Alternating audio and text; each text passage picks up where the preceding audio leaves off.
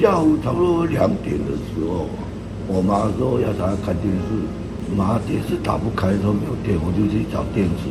然后我一回头看，水已经进来，然后就说妈，赶快我们走。当我们走到门那里的时候，水一下就到腰了。就我一回头要拉我妈走，哇，水又一下一到脖子这边上来了，我就尽量把我妈拉高，说妈你不要放手，我把你拉出去。我硬撑硬拿那铁杆，还是没有把我妈救出来。我妈看着，把我用手把我拨掉，那时候一直淹盖了。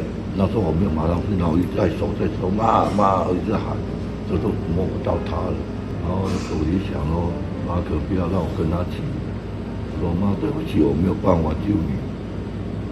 我儿子先走了，然后我就硬着头皮这样沉下去，这样一拉那铁门这样爬出去，然后就找到比较可以爬上去屋顶的地方，我就爬上去，然后就喊妈，我说对不起，你没有把你拉出来，叫我自己走。